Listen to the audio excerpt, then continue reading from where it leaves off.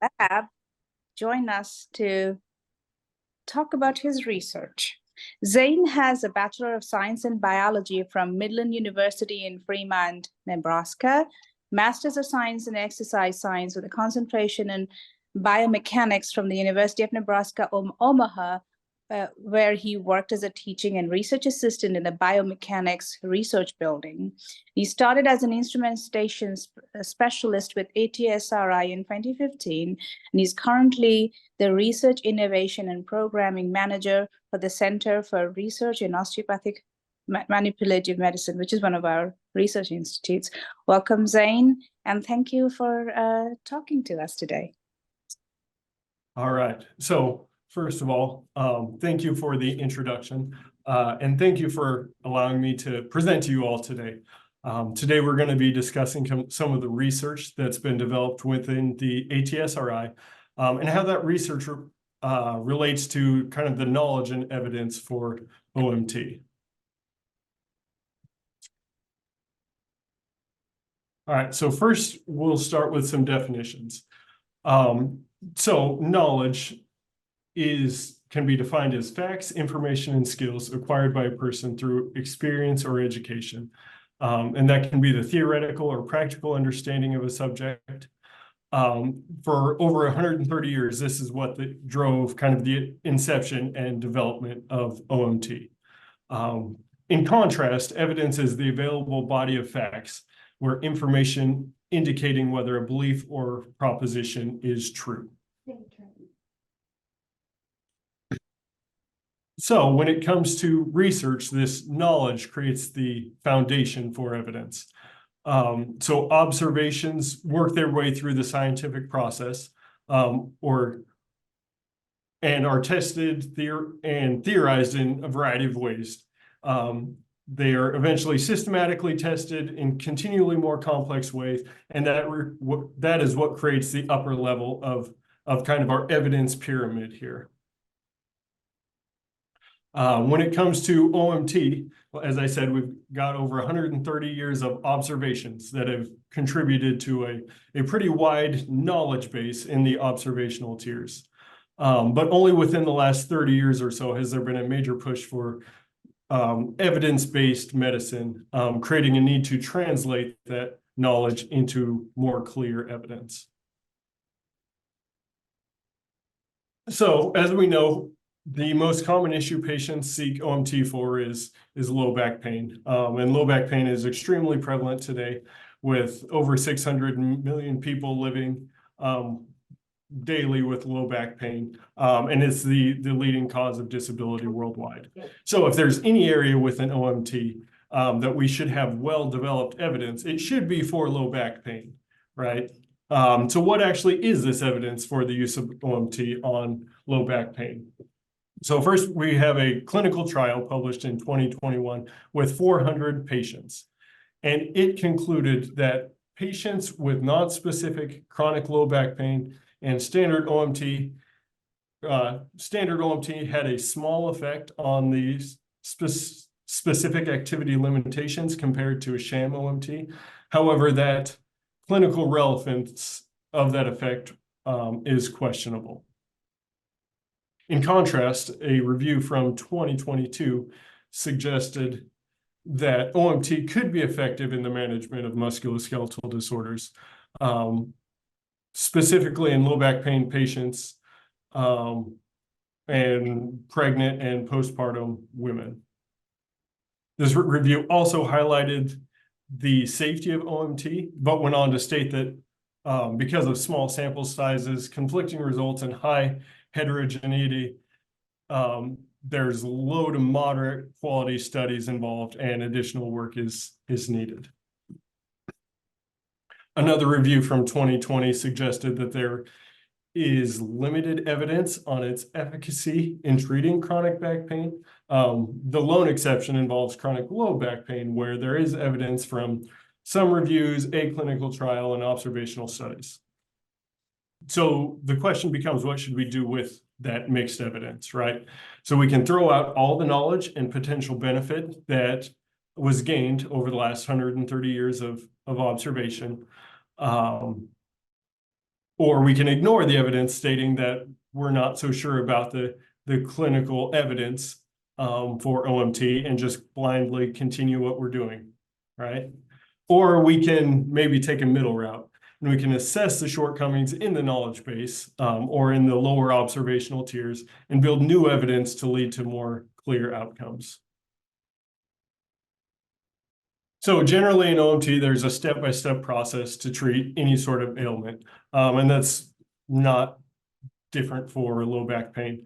First, the clinician will examine the patient and develop a diagnosis. Next, based on that diagnosis, a treatment will be administered.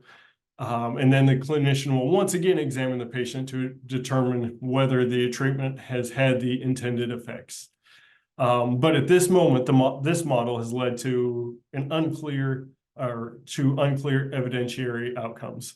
Why could that be? So we have a few common limitations to the past research. So first of all, within the diagnosis phase, we have a lack of calibrated diagnostic procedures, which leads to a variety of diagnoses. If you have inconsistent diagnoses, your treatments are then going to be inconsistent, right? So we have poorly controlled and defined interventions and inconsistent applications of treatments based on those prior diagnoses, right? We then use the same diagnosis aspects in the assessment phase to try and determine whether or not the treatment had the intended effect. After going through all this, of course, our outcomes are going to be unclear. How can we possibly understand what a true treatment effect should have been? So it kind of brings up the idea, where do we go? If we want to try and unweave this web, what road do we take? How do we get to where we're going? And we decided to pick the thing that was going to be meaningful yet simple to study. So we wanted to know within this process that we were putting together, is what we are looking at observable? Is it quantifiable? Is it controllable? Is the methodology sustainable in education? And will that methodology translate to clinical practice? So one very common diagnostic tool when it comes to low back pain comes from the Mitchell model for examining the pelvis.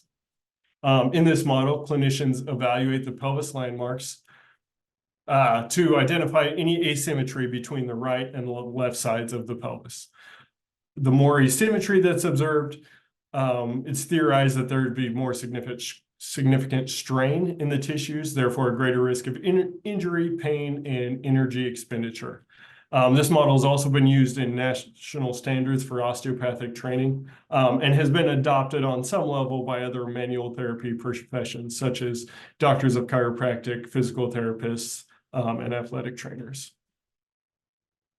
So current evidence for the use of this diagnostic model suggests it's unreliable. And I quote here, all inter-examiner reliability averages were below values of clinical significance. Landmark positional asymmetry assessment in the lumbar spine and pelvis has not been demonstrated to be a reliable assessment method. From another review here, we see that current methods of palpating for PSIS asymmetry do not result in levels of inter-examiner reliability supporting clinical utility, and improved methods should be sought. So as we've progressed in this area, we've focused on forward bony landmarks of the pelvis. And I just bring this up to kind of orient you to some of the things I will be discussing as we continue. So first, from the posterior view of the pelvis, we look at the posterior superior iliac spines as are highlighted on the screen here. And then the ischial tuberosity, which is the lower landmarks on the posterior pelvis. From the anterior view, we assess the ASIS, or the anterior superior iliac spines, and the pubic tubercles, which again are on the lower level of the pelvis. So when we can't know what's actually happening in the human, we have to create simulations. So in 2007, within the Institute, we began developing models of the pelvis to try and simulate some of these asymmetries. And that development has continued throughout today. So our most current model is a computerized model that's able to shear and rotate on its own through any number of asymmetries. And these symmetries can be representative of an actual human pelvis. So these models we know are calibrated down to known positions of each landmark in space, so we can accurately know any asymmetry from the landmarks down to less than 1 millimeter of confidence. This allows us to mimic any dysfunction of the pelvis by adjusting the model to specific asymmetries at each landmark, and therefore allows us to truly evaluate a clinician's ability to assess positional asymmetry using an objective standard. So in 2010, we began integrating these models into the KCOM curriculum. Today, each student at KCOM has no less than 5 experiences with these models to assess the progression of their skills. So as you can see here at baseline, students evaluate asymmetries just on the model because at baseline they have no clinical context or localization skills. So we show them exactly where to localize to and then how to assess that landmark. But as they progress throughout their training, all the models are covered with a human-like form. So this is just a quick layout of the timing of the students' experiences with the models through their 2 years that they are physically at KCOM. They get one baseline assessment immediately when they arrive on campus, and then they take 4 more pelvic exams throughout their 2 years. Before each assessment, they receive instructional videos outlining what they're doing, how to do it properly. And then they are given either mandatory or voluntary practice sessions before each exam. Following their exam, we provide them with feedback on their performance as well as how their performance compares to the rest of the class. So here's just a quick example of some of the feedback we provide. As you can see, we have both lumbar and pelvic on here. So we also do lumbar examinations, but most of what I'm going to discuss is going to just focus on the pelvic models. So you can see the individual score in purple here, and then the orange lines represent the distribution of their score relative to the rest of the class. We also give them a little bit more quantitative data to look at, so they can look at their performance at each asymmetry level. So as you can see, this individual, when evaluating the ASIS, when that landmark was in the negative directions at 6, 8, and 10 millimeters of asymmetry, they scored 100%. When that landmark was in the opposite direction, at the same levels of asymmetry, they scored 0. Right? So we also provide them with information to be able to evaluate their skill change over time. So we track all of this longitudinally. And you can see that this specific student had a major improvement after the end of year 1 going into year 2. They had a major improvement in their skills there.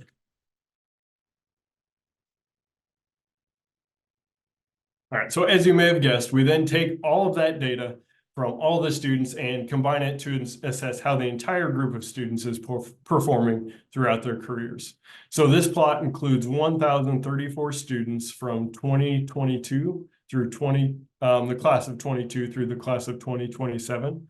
And again, the pelvic model performance is indicated by the purple line. So we can see that we do show some improvement through that first exam on the second year. And then it maybe falls off right at the end a little bit there. So some initial observations analyzing some of this data. For anterior landmarks, we saw that students performed better when the right side of the model was inferior. Okay, so for posterior landmarks, we saw that students performed better when the right side was superior. So using a little bit of different terminology, depending on your experience with this, if we look just at the models, the students performed better when the left side of the model was lower than the right. Our terminology gets flipped a little bit based on the orientation of the pelvis, whether it's an anterior or posterior pelvis. But the takeaway on the surface level is when the left side is lower or the right side is higher, the performance is better. So we then are able to kind of plot out what we see at different asymmetries, right? So we can look at the performance of each asymmetry, and we have kind of an expected pattern that we see. So we would expect at zero asymmetry, so when the landmark is even, that is going to be the most difficult landmark. So your score is going to be the lowest here. As the asymmetries get higher, 2, 4, 6, 8, that should become more clear to an examiner. So we would expect to see an improvement, a somewhat symmetrical improvement, whether that landmark is superior or inferior. So no matter which direction it is, we should see that V kind of move the same way.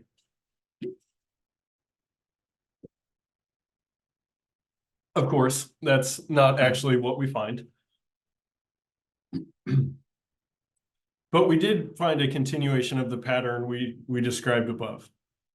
So higher performance was achieved on the anterior landmarks on the negative asymmetries. So when the right side of the model's right side is inferior.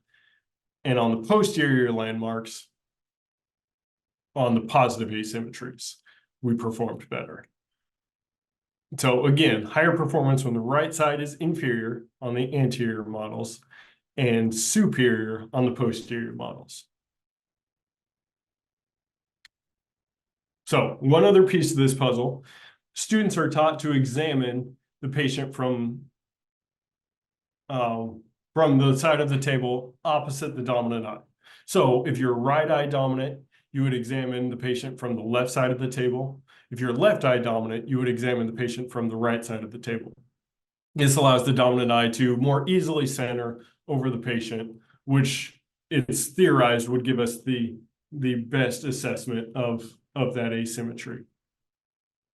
We've also found that of our students, 73% are right eye dominant, while 27% are left eye dominant.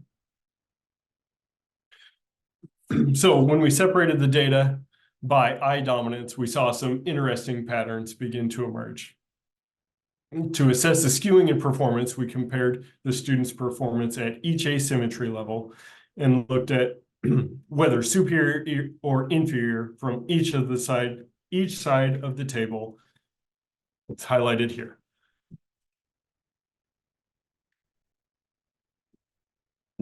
Okay, so just for reference here, the right eye dominant examiner on the superior side scored nearly 40 points higher than when they examined the same asymmetry from the inferior side. And this is on the PSIS, right? So, and that pattern holds true whether ASIS, PSIS for the right eye dominant individual. Left eye dominance holds a similar pattern, but it's just not quite as consistent. So what's the deal? We suspect that this has to do with the internal visual reference frame. So quite simply put, the internal reference frame is a visual reference field that allows us to orient ourselves to our surroundings. So in this example, we have a pelvis that represents zero asymmetry. So it is perfectly even, right? On the face, we have a face and then a representation of our internal reference frame. So the horizontal line represents what the individual sees as even. And that is going to be related to that individual's perception of the vertical.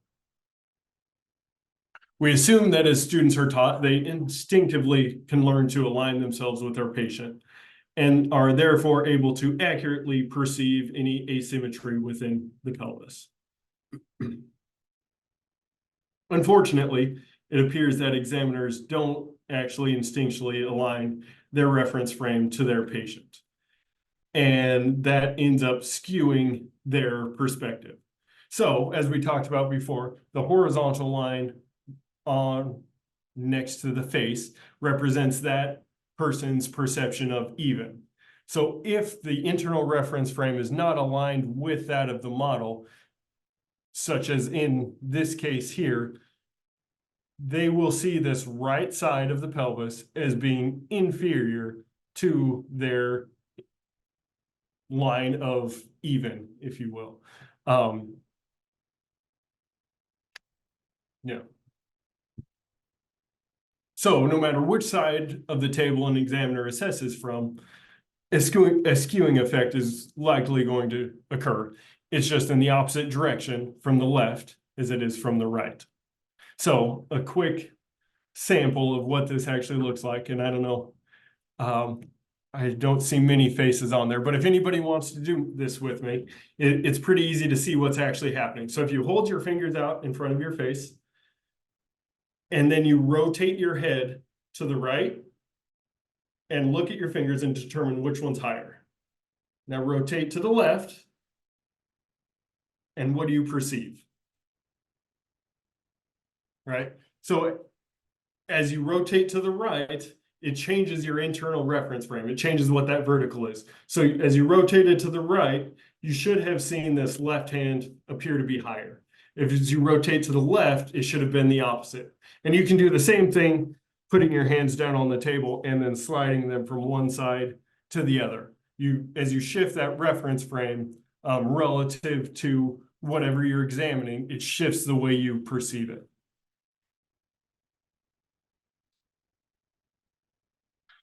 So now that we know the issue, can we improve it? So to test this, we've had 14 students come into the lab, and they practiced with our simplified pelvis models. Excuse me. These simplified models have only ridges that can be adjusted at 1 millimeter increments. So we remove any potential negative impact of poor localization. At this point, we're only assessing the person's ability to perceive that actual asymmetry. So these students practiced for 1 hour a day for 10 days. And then performance assessments were done at baseline and then at 5-hour intervals for those 2 weeks. We then had them go through a 1-week washout period and assessed how that skill was retained. And as you can see, we saw a pretty dramatic improvement over that time. The biggest dramatic being within those, or the biggest improvement being within those first 5 hours, 12.5% for both the ASIS and PSIS. In that second 5 hours, we saw some continued improvement on the ASIS landmarks. And then a little bit of fall off again on the ASIS landmarks. But overall, from baseline to retention, we saw a 17-point improvement for the ASIS and a 15-point improvement for the PSIS.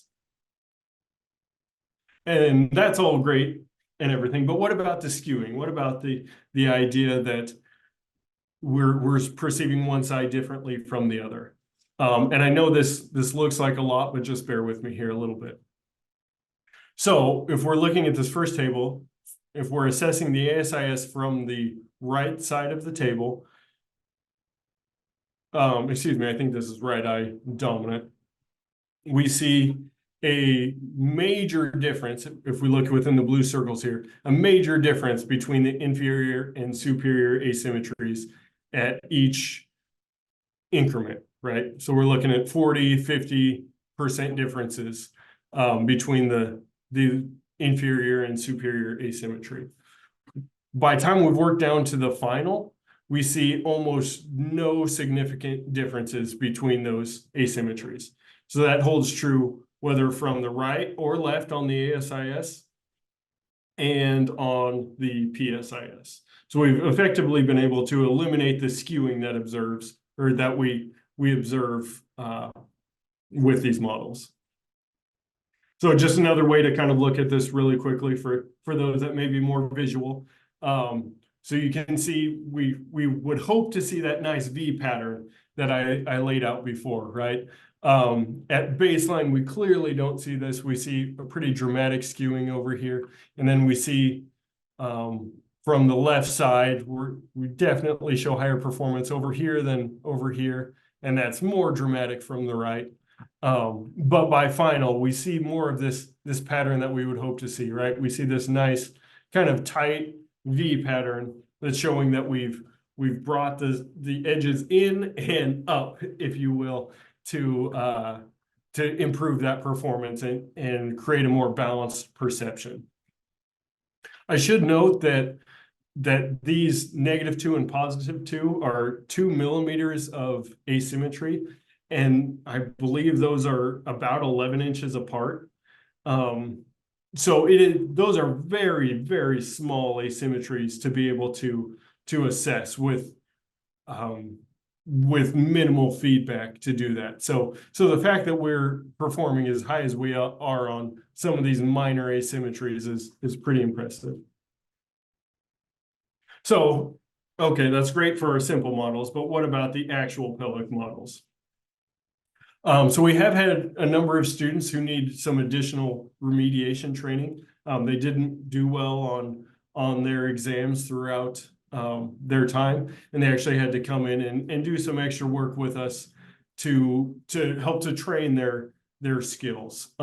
These students focus on training both the perception of the asymmetry on those simplified models, but then the ability to localize accurately those landmarks.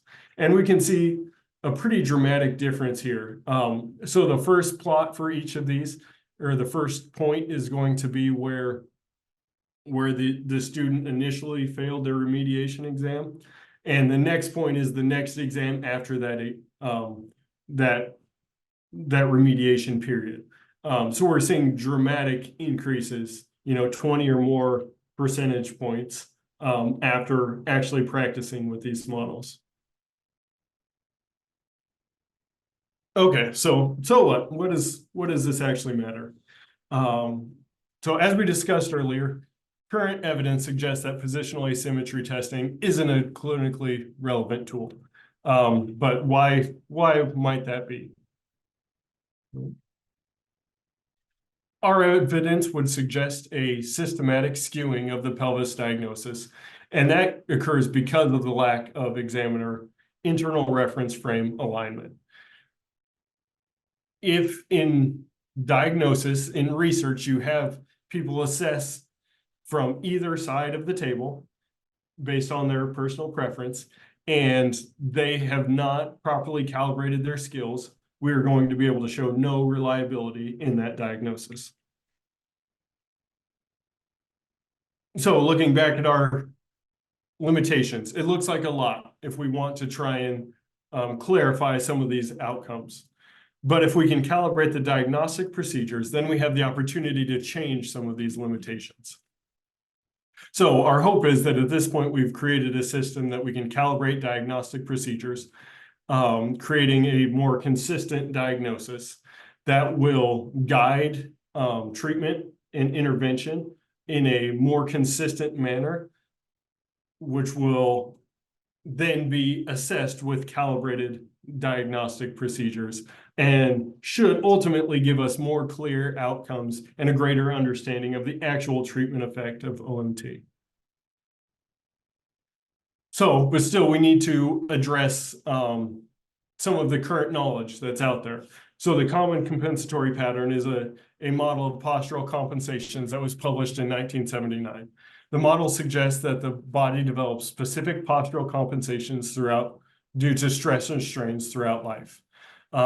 It states that if a patient is in the compensatory pattern, the ASIS on the left side should appear relatively superior. This is not just something that has been reported in the 70s. Other more frequent or more recently published observations have been made, also suggesting we frequently see a posterior ilium on the left and an anterior ilium on the right. So to simplify some of this, what they are stating is that the common compensation of the pelvis is a right anterior rotated pelvis. So a right anterior rotated pelvis means a right ASIS that is inferior and a right PSIS that is superior. So this isn't to suggest that the whole model is incorrect or that we should take everything and throw it all out because it's wrong. This is just to suggest that we need to take care that we interpret the information and the knowledge that's presented without any sort of standardized methods, and actually work with it in a way that allows this to become standardized evidence. So to summarize our current findings, we know calibration is key. We need to demonstrate meaningful outcomes associated. In order to demonstrate meaningful outcomes associated with OMT, we have to calibrate the diagnostic instrument or the examiner or the clinician, right? When evaluating pelvic landmarks, eye and body position is significant. And if we want to improve, the current improvement in skills is gradual, and the current training model may not fully address some of the weaknesses. The impact that this has on training, we need to focus more on the orientation of the body. We need to make sure students understand their visual reference frame has to match the orientation of the patient or the model that they're examining. And the best way to do this is by minimizing strain in the body, and some different things like lowering the table, making sure the pelvis is facing the right direction, squaring up the eyes, heads, and shoulders to the patient. So for future research, we hope that those with documented skills, advanced skills, that we're able to recruit them to perform some of this research on humans. If we continue doing the same research without an initial diagnostic calibration, we are going to continue to see unclear effects, I should say. Whether treatment effects are positive or negative, it's unclear at this point. So if we continue to use the same methods, we're going to get the same results, right? We need to characterize what is clinically valuable regarding positional asymmetry testing, both in isolation and conjunction with other tests. We want to know if improving testing skills can lead to improved interventions and outcomes, and that's kind of the point I was just making. And then within the educational research, we want to know if this model is valid beyond the clinical outcomes. If we are able to get calibrated students that we know can accurately assess asymmetry and we still don't show any relationship to positive outcomes, well, then maybe the model is not giving us what we think it should. So maybe the model's no longer valid. And then we want to continue to work to understand what the most efficient way to teach and learn these skills is. So to conclude, as you assess your knowledge and evidence in your own fields of study, you should take a few moments to consider, is the question you're evaluating meaningful? And then is the process observable? Can you quantify it? Can you objectify it? Can you control it? Is that process going to be sustainable and translatable to other fields?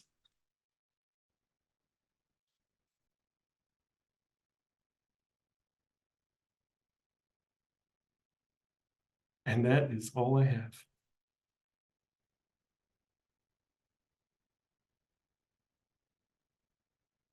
Thank you, Zane. Time for questions.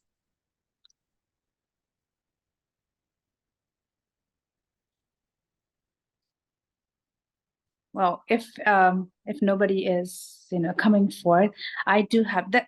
First of all, thank you for this amazing presentation. It's just it's the concept of inter-examiner reliability that just first struck with me, because that applies to all fields pretty much. Like, how objective is that?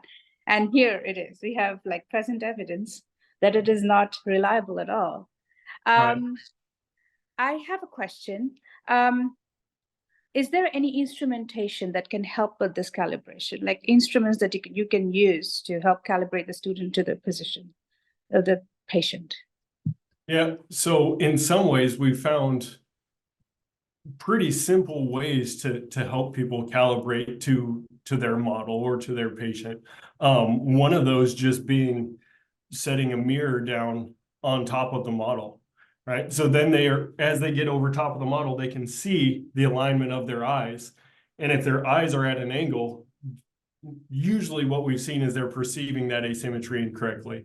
As they shift their eyes and begin to create a more perpendicular reference line to that model, then all of a sudden they're getting those asymmetries accurate much more commonly. There are some more advanced tools where you can do some like eye tracking and things like that, but we haven't necessarily explored those yet. We found the simple tools at this point have done a good job. Another question. So is there a correlation between the level of misalignment between the pelvis points and felt pain, like the amount of pain the patient feels?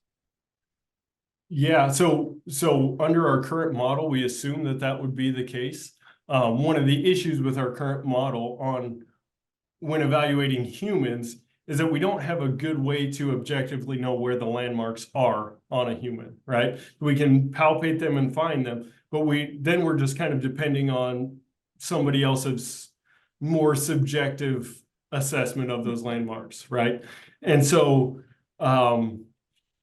short of doing some sort of like MRI or CT to kind of correlate those things, I don't know that evidence has ever that those studies have ever been done. Is that something that we should do? Yeah. Yes. It'll be very expensive. Yes. Yeah. And that's obviously the limiting factor, right? Another question. Is hand preference a factor in how the outcomes manifest? Like right-handed people is the right-handedness preference is leading to the difference in performance between the? Yeah, I wouldn't say we've gone too far down that road. We've done a little bit of I guess pilot assessment with that with small groups of people. The problem is there's not very many people who are left hand dominant, right? And so that makes it difficult without actually pulling a large data set together to really draw any conclusions there. I would say from what we looked at initially, there were some, how should I say that? We saw some things that may have been occurring. It was just fairly complex to try and delineate out all the pieces when we were looking at the eye dominance in the side of the table, and then you put hand dominance in there as well. It got pretty complex initially. Yeah. Dr. Degenhardt has a question. Is the issue of reliability, accuracy of clinical skills relevant to other fields represented on this call? If so, can you give some examples? So is this for me or other? It's an open question to everybody else. I believe it's an open question. Thank you. Thank you, Doctor.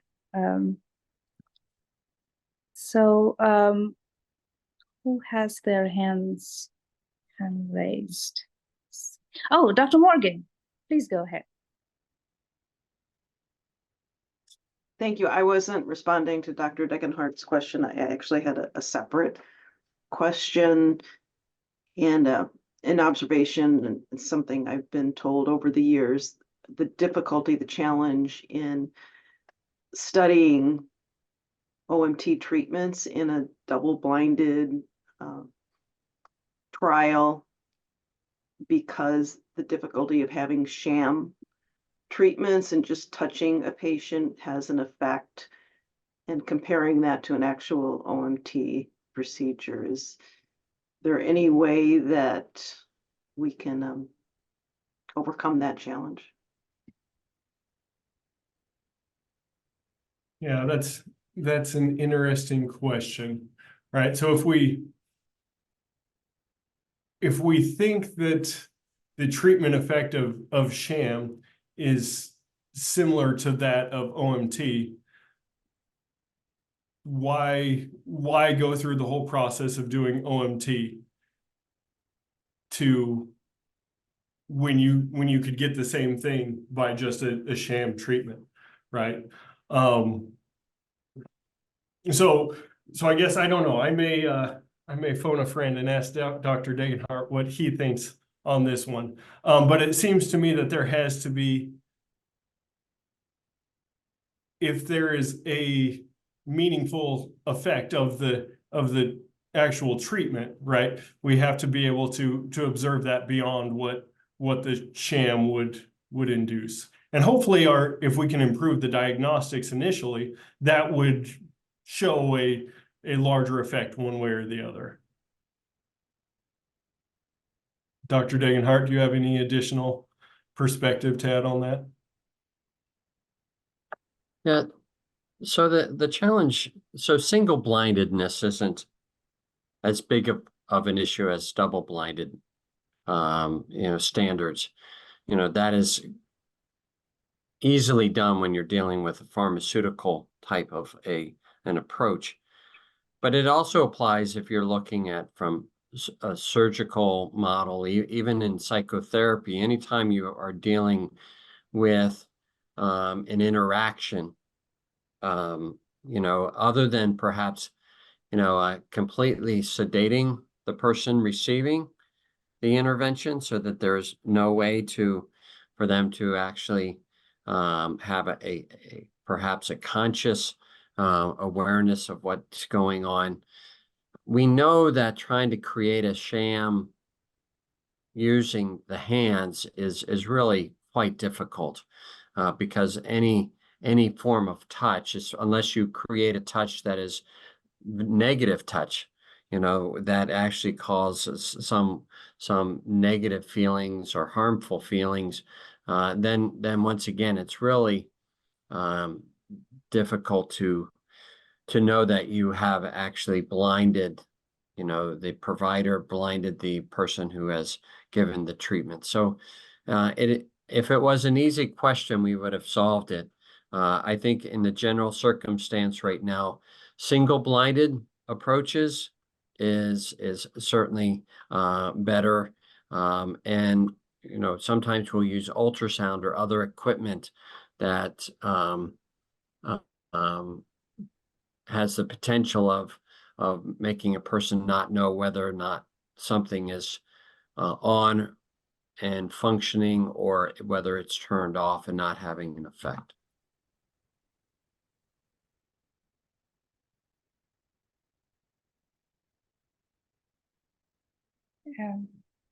Any other questions or comments for Dr. Degenhart's question?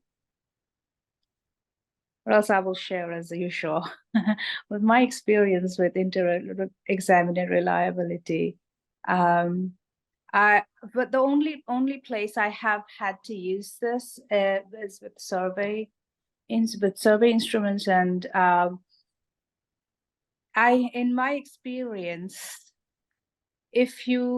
we try to allocate the examiners from different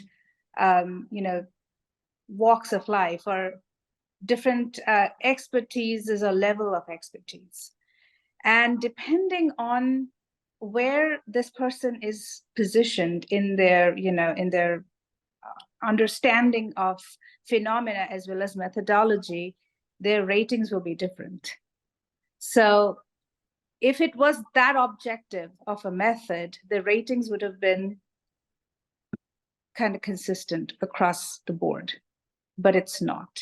Simpler questions are rated simply. More complex questions, for example, I can divulge it. Also, this manuscript is not published yet, but we did a survey of MSM on their perceptions on how the monkeypox epidemic was handled by the U.S. health system. And the questions that were more subjective, for example, did you think that your friends were more forthwith with their, with their symptoms, or did they tell you that they had been exposed? Those questions were marked very differently across the board. So, for example, somebody who is a practitioner, as a provider, marked that question differently from somebody who is like a layperson, but might have been a part of the community. So their perspectives they both have valuable insights into the problem as well as the question, but their perspectives on the question was very different. So we don't know which one to value. So we just went with the total score for that question and changed accordingly. But then in the back of my head, I was thinking, how are we basing our attitude towards changing the question by, like subjective viewpoints from people who might be on on different political, social, or academic standpoints in life. And that's like a basic philosophical question, and I'm not equipped to really answer that question, but it's just something that hit me at that point of time, and I haven't had a concrete answer to that. I think that this issue of how do we interpret the data that we collect as clinicians is probably not as black and white as we like to want it to be. And I think it is a challenge that probably in all of our fields we face. And we're just trying, to be able to face it within our field. So it's very interesting for us to keep our minds open about how it's perceived in other fields as well. So thanks for that feedback, Deb. I also have another question about, like, since we're talking about it, like, since I'm from quantitative sciences, and I think that quantifying things is the best way to move forward in terms of scientific methodology. But sometimes certain aspects and certain phenomena cannot be quantified. And that's something that we need to talk about, especially around I believe manual treatments might be one of those where quantifiability might sometimes be difficult to achieve, especially from the point of view of patient-reported outcomes. Like that's where I'm coming from. So I'm like wondering if these we have to kind of go into a trajectory of finding something that is going into an area of measurement which is not purely quantitative. So that's also something that all sciences probably need to figure out. Blood pressure is not always the same. Doesn't mean this. A good blood pressure doesn't mean the same across all races and ethnicities. We know that, but we still keep on with those metrics. So it's more about what is good for the patient population that we are looking at. But this is, I don't know, like maybe I don't know if anything is being done in this field about kind of going back and rehashing our calibrations and our measurements and how we look at outcomes. It kind of leads me to two. Well, I have actually a comment and two questions. So I attended the Arizona CHC last week. 25 CHCs come together annually in Arizona, and this keynote speaker spoke about blood pressure in particularly, but how that we tolerate, if you will, from a race standpoint, variations. So based on the color of your skin. So is it really the color of your skin that we should be determining what a green person's blood pressure is versus a red person versus a purple person? Aren't we all the same inside? So I just challenge the notion, like, is it really a race question? Because race is a social construct. It's not when we get internal. So I thought that was an interesting perspective. So I just share that. And then to the two questions that I have for Zane and Dr. Degenhardt. Zane, awesome job on the presentation. Thank you so much. Are there any biomarkers that could help measure and kind of lead into the palpitations and the manual therapy? Is there anything that we can, to your point, Dr. Roy, measure from a quantitative standpoint as opposed to the qualitative, I feel better? Is there anything from a biomarker standpoint?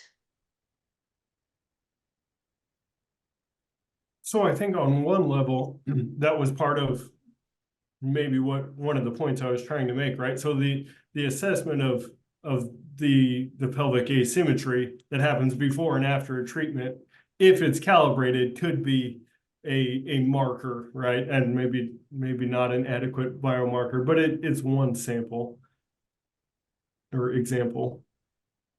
Is there anything like from blood work or kind of anything along the lines like that, vitamin D level, or I don't know. So when you do palpitation, is there anything that changes at the cellular level that we could measure? I'm just curious. I don't know. I'm just curious. Yeah, no, it's a great question, and it really, asks us, what do we think are the underlying mechanisms to the change? And we look at changes that are associated with the neurologic system. Has it changed muscle tone? Has it changed, pain thresholds, that type of thing? We can also look at it from a circulatory perspective. If we've loosened tightness, does it allow for better interstitial fluid flow around those cells? And there are groups that are looking at those questions and are building some interesting evidence to support those overall mechanisms. But when it comes to having biomarkers that are useful within that clinical setting, that's where we have significant limitations. And it does come down to, what does the examiner feel based off of changes in the characteristics of tissues, and what does the patient feel in regards to, are they, do they feel more limber? Are they in less pain? Are they breathing more deeply? All of those types of factors. So the level of biomarkers I think that you're asking of right now, that's part of our challenge, because they just don't exist for them to be clinically usable. Thank you. And then my second question is, in the future, what role do you see AI playing in possibly OMM treatment? That is Ask a Chat provocative question. Ask Chat. Yeah, let's see what AI says about that. Because non-artificial intelligence didn't come up with a good answer to that. Because I'm wondering, like, if there's a way that somehow the AI, kind of to what Deb was saying, like, is there a way to help the person figure out where their body is, or like those little sensor things you have on that camera that you're like, is there a way to kind of, I don't know. I'll be quiet.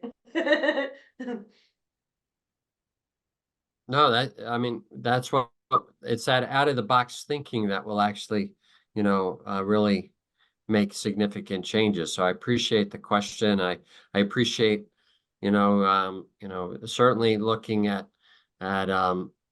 motion capturing systems.